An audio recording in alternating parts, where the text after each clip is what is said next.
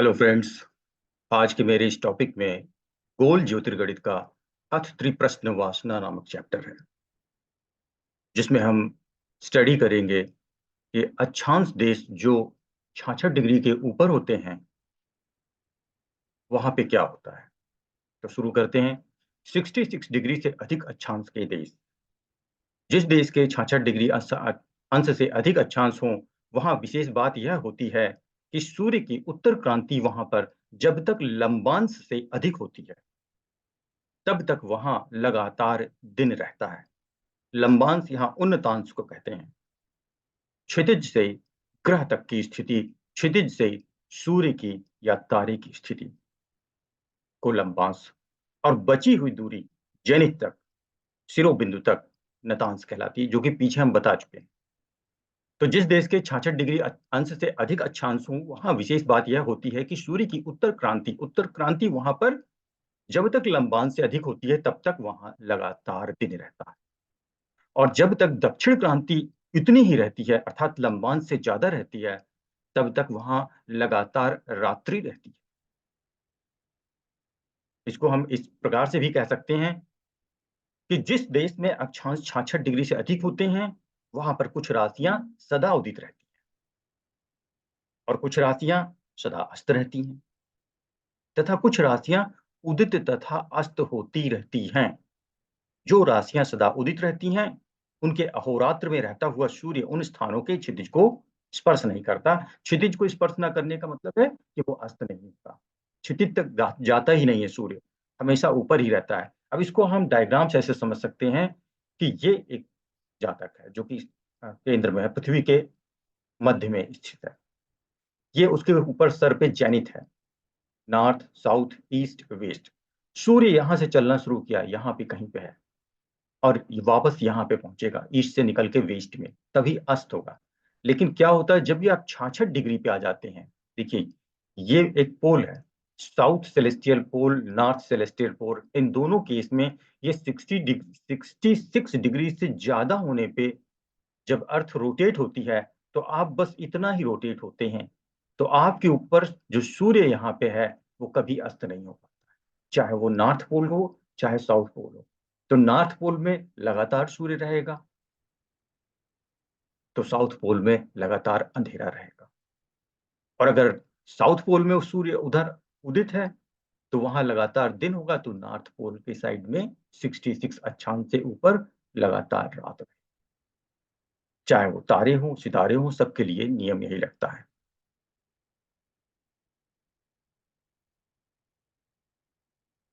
पितृ दिवस का उदयास्त काल। चंद्रमा के ऊपरी मनुष्य के दृष्टा स्थान से पीछे का भाग पर पितृगण रहते हैं। वे अपने सर के ऊपर पृथ्वी को उसी प्रकार देखते हैं जैसे पृथ्वीवासी चंद्रमा को अपने सर के ऊपर देखते हैं 15 दिन तक।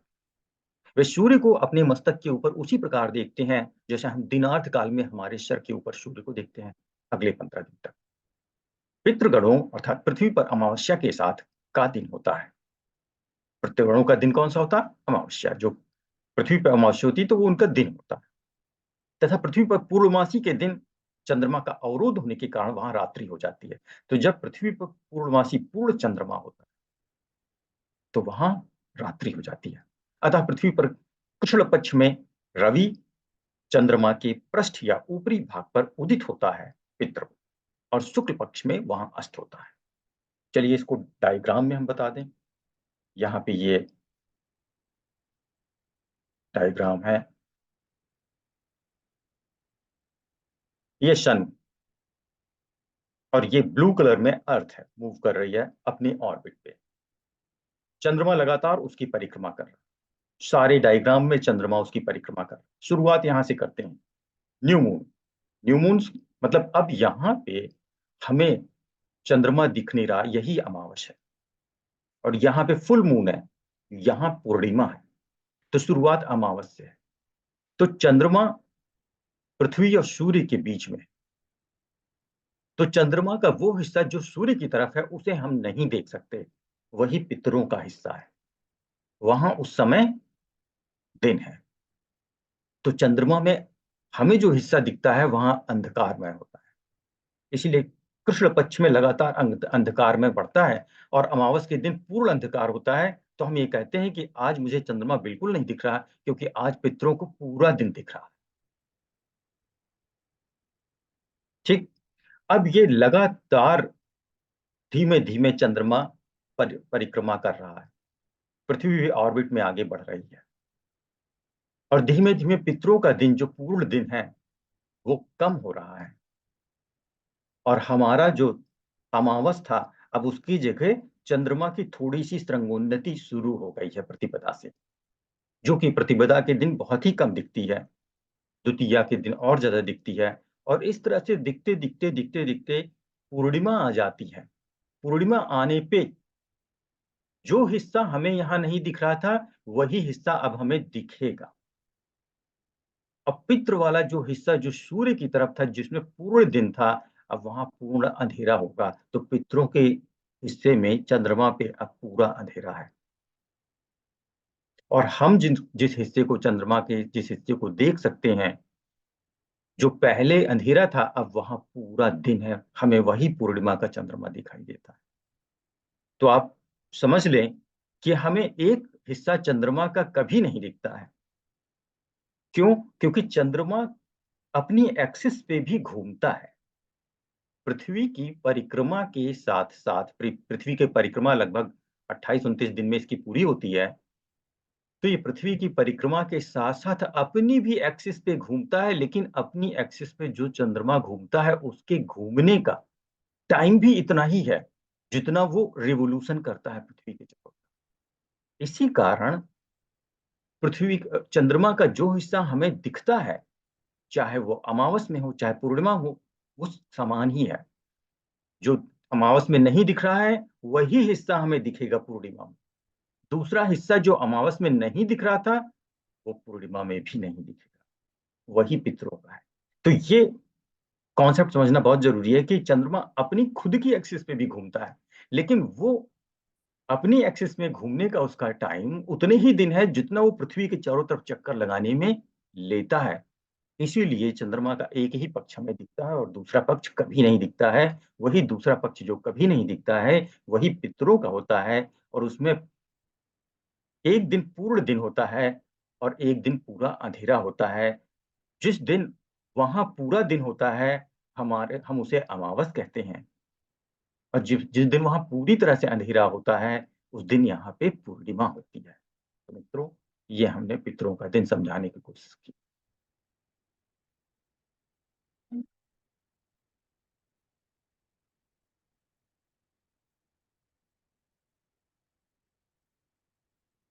अब हम 2 राशियों के उदय और अस्तमानों का ज्ञान के बारे में पढ़ें। जो राशि जितने काल में उदित होती है, उससे सप्तम राशि उतने ही समय में अस्त होती है। इस प्रकार तुला आरंभ से जितने समय में तुला पूर्ण उदित होती है, उतनी देर में मेष आरंभ बिंदु से मेष राशि पूर्ण अस्त होती है। क्योंकि अवमंडल क्षितिज से ऊपर आधा रहता है तथा आधा उससे नीचे रहता है। अब इसको इस डायग्राम में ऐसे समझ सकते हैं कि ये हमारा क्रांतिवृत्त है, इसमें सारी राशियाँ हैं। ठीक? अब पृथ्वी बीच में है, सूर्य घूम रहा है, जबकि सच्चाई में सूर्य केंद्र में है, पृथ्वी उसके चारों तरफ घूम रही है। चलिए, दोनों ही स्थितियों में एक ही चीज़ समान होगी कि अगर हम मेष को 180 डिग्री अपोजिट देखें तो कन्या राशि आती है। ठीक? तो अगर पृथ्वी का एक हिस्सा हिस्सा सूर्य के कारण आच्छादित है, तो हो सकता है वो मेष राशि में हो। तो दूसरा हिस्सा उसका ऐसा लगेगा कि वो कन्या की तरफ देख रहा है, क्योंकि पृथ्वी बीच में है, ऐसा हम मानते हैं, सूर्य चारों तरफ घूम रहा है। सूर्य मेष राशि की शुरुआत में है, तो पृथ्वी का वो हिस्सा जो सूर्य की तरफ है, वो मेष राशि को बताएगा कि हाँ, मेष राशि में सूर्य ने प्रवेश किया।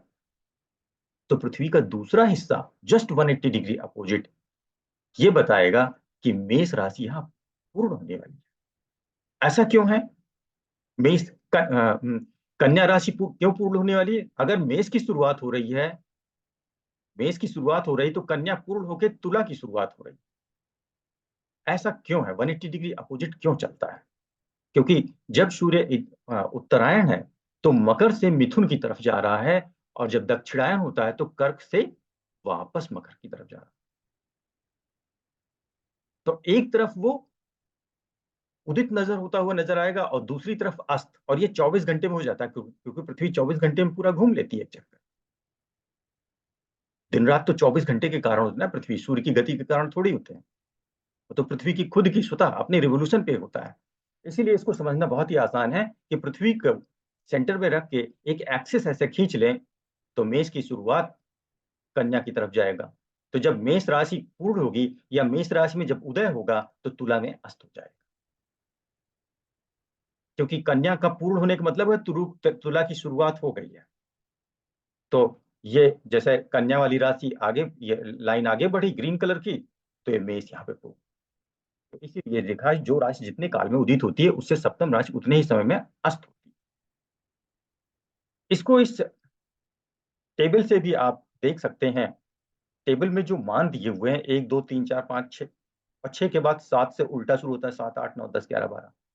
तो छठवीं और सातवीं राशि का मान समान आता है, और पहली और 12वीं का राशि का मान समान आता है। लंकोदय मान की हम बात कर रहे हैं, तो दो दो का पेयर होता है हमेशा।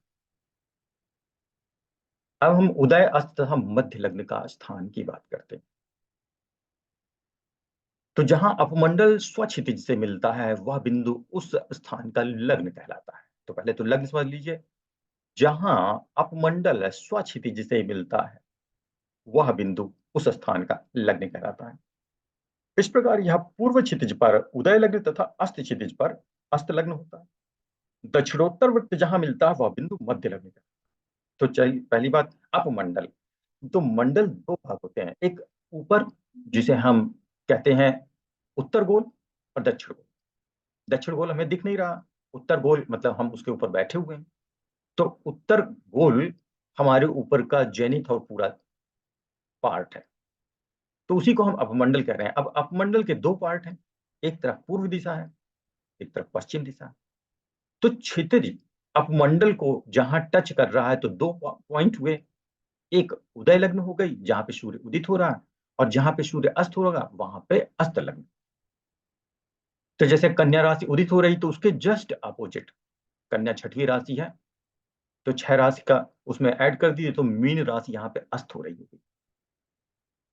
तो जितना टाइम कन्या में लगेगा उदय होने में, उतना टाइम अस्त होने में लगेगा मीन, क्योंकि दोनों एक साथ मूव कर रही हैं ऐसे।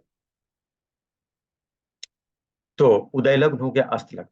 अब जब सूर्य या जेनिथ की बात करें तो वो मध्य पॉइंट होता है जहां पे याम्योत्तर रेखा को पूर्वापर रेखा काटती है। तो यहाँ पे भी कोई ना कोई लग्न होगी एकदम सर के ऊपर, वो भी सूर्य की तरह ही लंघन कर रही होगी याम्योत्तर रेखा का, उसी को मध्य लग्न कहते हैं। तो जहां से सूर्य उदय होता है उदय लग्न, जहां पे सूर्य अस्त होता है वहां अस्त लग्न, और जहां पर सूर्य लंघन करता है वहां पे जो नक्षत्र है, जो राशि है, वो मध्य लग्न। नेक्स्ट, अक्षांश तथा लंबांश का ज्ञान। क्या है अक्षांश तथा लंबांश? यंत्र वेद या चक्र यंत्र के द्वारा ध्रुव का वेद करने से प्राप्त उन्नतांश उस स्थान का लक्षांश तथा नतांश लंबांश होता है। अब आप देख सकते हैं यहाँ पे एक ग्रह है, या सूर्य कह सकते हैं या तारा कह सकते हैं, वो एस नाम से यहाँ पे दिख रहा है। ये डायग्राम में बड़ा कर दिया, ये एस, ये ग्रह या तारा है।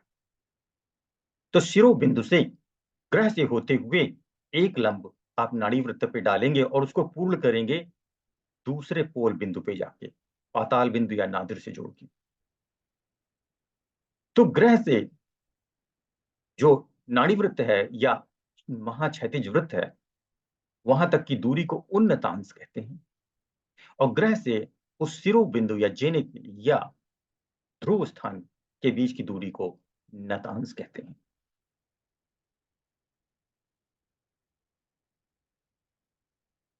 अथवा दूसरे तरीके से इसको ऐसा भी कह सकते हैं कि विषुवत दिनार्थ पे जब संपात पर सूर्य हो, यंत्र वेद से सूर्य का वेद करने से सूर्य का नतांश वहां का अक्षांश होता है, उल्टा हो जाता है, याद रखिए।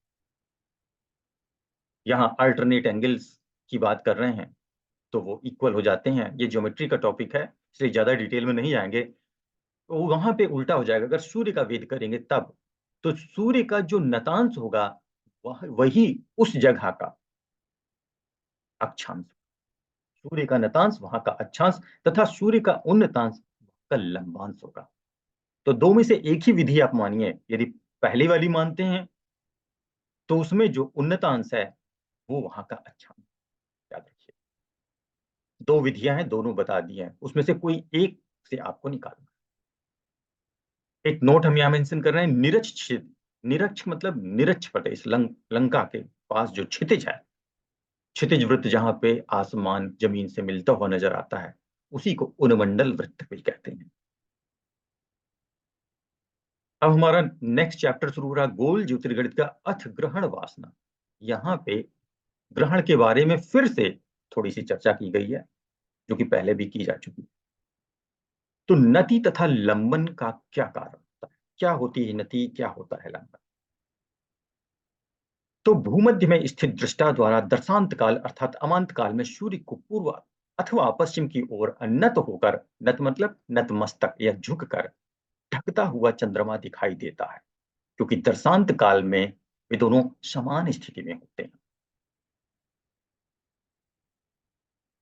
तो इतना समझ लीजिए कि भूमध्य में स्थित दृष्टा द्वारा अर्थात वो पृथ्वी में दृष्टा यहाँ पे है या तो यहाँ पे है, कहीं भूमध्य में दृष्टा यहाँ पे स्थित है।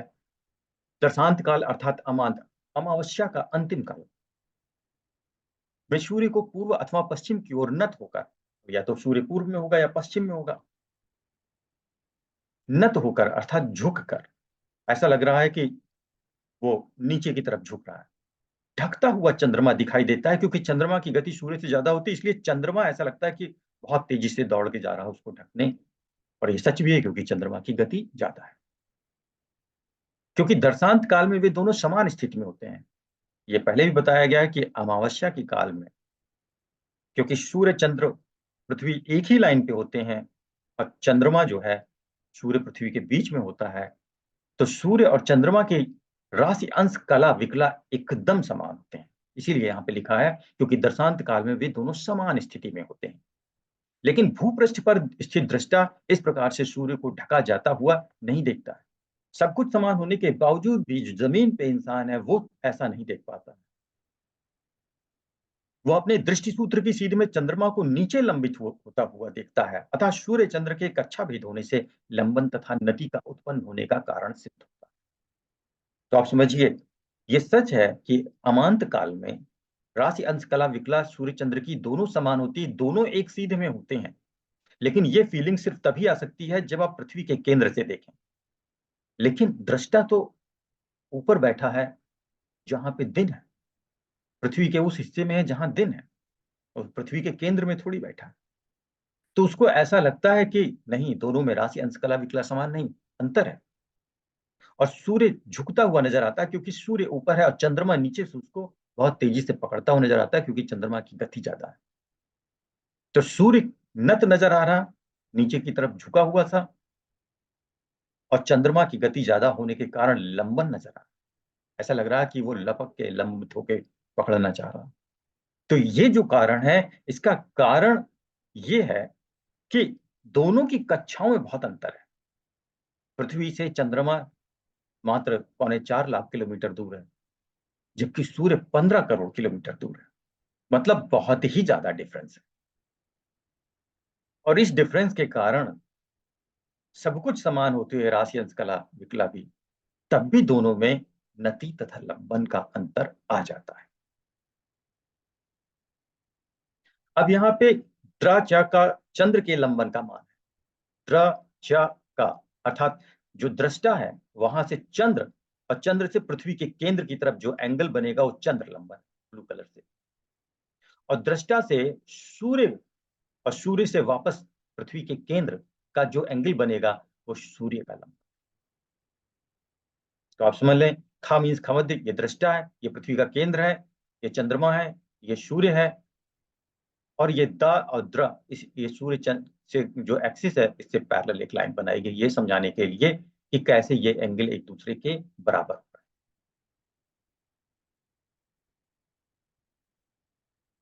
मध्य लग्न अर्थात त्रिभुवन लग्न से सूर्य अधिक हो तो दर्शांत काल में लंबन को हीन करना चाहिए। मध्य लग्न, अभी हमने ऊपर बताया मध्य लग्न क्या होती है, जब यामित्र रेखा को सूर्य त्याग रहा हो।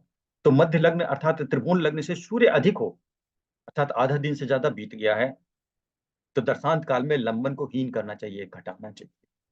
दर्शांत काल, अमावस्या काल में जब ग्रहण पड़ रहा है, तो जितना मान लंबित है अंश राशि अंश कला विकला में, उतना उस मान से घटा देंगे तो हमें राशि अंश कला विकला एकदम एग्जैक्ट मिलेगी। और यदि त्रिभुवन लग्न अर्थात मध्य लग्न से सूर्य कम है, अभी दोपहर से पहले का टाइम है, सूर्य न्यून हो, तो दर्शांत काल में लंबन को धन कर देना चाहिए। अर्थात जब अमावस्या पड़ रही उस समय राशि अंश कला विकला जितना है उसमें उस समय के मान को जोड़ देना चाहिए, तो आपको एग्जैक्ट वैल्यू वो मिलेगी राशि अंश कला विकला की जब ग्रहण पड़ा। यहाँ पे इस प्रोसीजर को समझाया गया।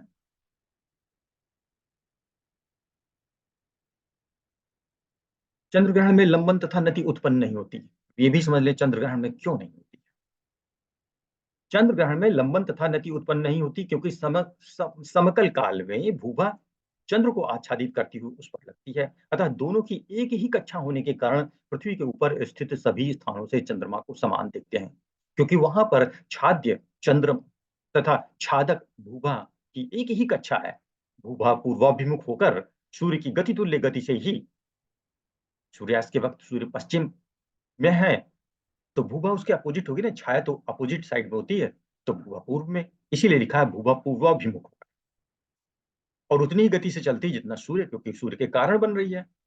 और चंद्रमा अपनी स्वगति से चलता है तथा वह भूभा से भी शीघ्र गति से, क्योंकि इसकी गति ज्यादा है, पूर्वाभिमुख गमन करता है। वह भूभा में स्वयं प्रवेश करता है, भूभा नहीं प्रवेश करती है, चंद्रमा भूभा के अंदर प्रवेश करता है।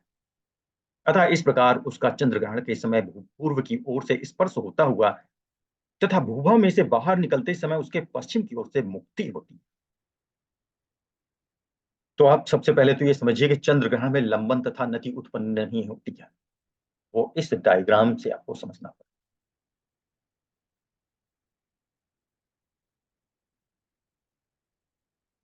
तो आप यहां देख सकते हैं सूर्य है, पृथ्वी है, और सूर्य की रोशनी के कारण पृथ्वी की छाया बन रही। इसी छाया को भूभा कहते हैं, भू छाया या भूभा, कुछ लोग इसे राहु भी कहते हैं।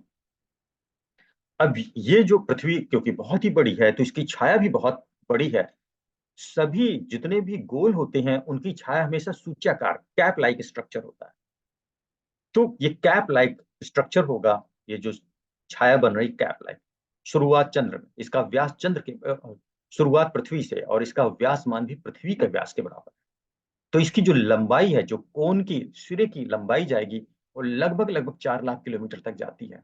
तो आप इमेजिन कर सकते हैं कि पृथ्वी की जो छाया बन रही है, भू छाया बन रही है, और 4 लाख किलोमीटर लंबी होती है। और ये सिर्फ एक ही दिन नहीं बनती, जिस दिन ग्रहण पड़ता है ये चौबीसों घंटे रहती है, क्योंकि सूर्य चौबीसों घंटे रोशनी देता है। तो पृथ्वी के अपोजिट साइड में सूर्य के, पृथ्वी बीच में है तो सूर्य के अपोजिट साइड में पृथ्वी की छाया लगातार घूमती रहती है, जिस गति से सूर्य चल रहा है। और कभी कभी ऐसा होता है जब चंद्रमा उसकी जद में आ जाता है तो हम कहते हैं ग्रहण पड़ गया। और ये जद में कब आता है? जब सरमान जो चंद्रमा का 5 डिग्री है वो धीमे धीमे कम होके 4 या उससे कम हो जाता है, तो आंशिक ग्रहण शुरू हो जाता है। और जब ये सरमान 0 हो जाता है तो पूर्ण चंद्र ग्रहण पड़ता है।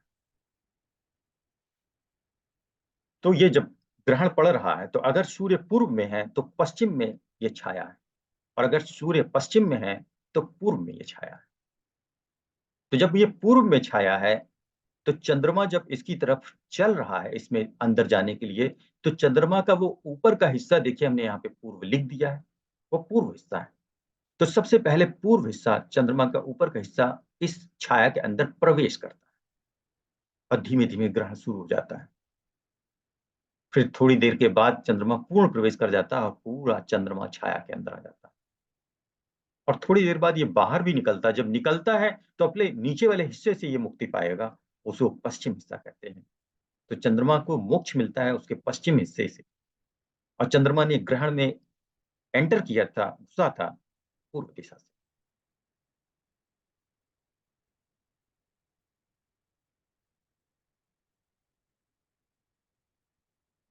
अब ये भी लंबन तथा नति क्यों नहीं होती है? लंबन नति का कारण होता है डिफरेंस बिटवीन द डिस्टेंस, पर यहाँ तो डिफरेंस है ही नहीं, चंद्रमा खुद ही उस छाया के अंदर है। तो छाया और चंद्रमा तो एक ही ऑर्बिट में है। तो जब कुछ अंतर नहीं है और पृथ्वी से हम डायरेक्ट, और छाया की एक खासियत होती है, ऐसे तो हमें कभी नहीं दिखती है पृथ्वी की छाया, पर तभी दिखती है जब उसमें कोई ऑब्जेक्ट आता है, वो है चंद्रमा। इवन किसी पेड़ की छाया आप जमीन पे जब पड़ती है तभी दिखती है। क्या जमीन और पेड़ के बीच में कभी किसी ने छाया देखा? दिखेगी ही नहीं, क्योंकि छाया की एक खासियत है, वो जब किसी ऑब्जेक्ट से टकराएगी तभी अपना प्रतिबिंब, अपना अपना आकार दिखाएगी। उसी तरह से पृथ्वी की छाया इसी स्पेस में तो है, 4 लाख किलोमीटर दूर तक हमेशा घूमती रहती है, लेकिन दिखती सिर्फ तभी है जब बीच में चंद्रमा या कोई भी चीज़ आ जाएगी, तो वो दिख जाएगी। इसीलिए, और क्योंकि वो दिखी है तो ऑब्जेक्ट भी वहीं पे है, छाया भी वहीं पे है, इसलिए उनके बीच में डिस्टेंस का डिफरेंस ना होने के कारण नति तथा लंबन जैसी कोई चीज़ वहाँ पे होगी नहीं। इसलिए नति तथा लंबन सूर्य ग्रहण से संबंधित कॉन्सेप्ट है, इसका चंद्र ग्रहण से कोई लेना-देना नहीं।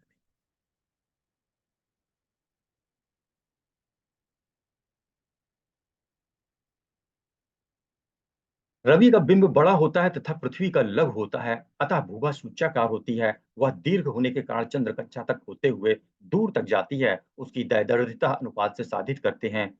चंद्र कक्षा प्रवेश पर भूभा चंद्रबिंब तुल्य होने पर चंद्रमा का पूर्ण होना प्रतिपादित होता है, जो कि हम पहले ही बता चुके हैं कि जब वो छाया के अंदर पूरी तरह से चंद्रमा आ जाता है, तो पूर्ण ग्रहण होता है।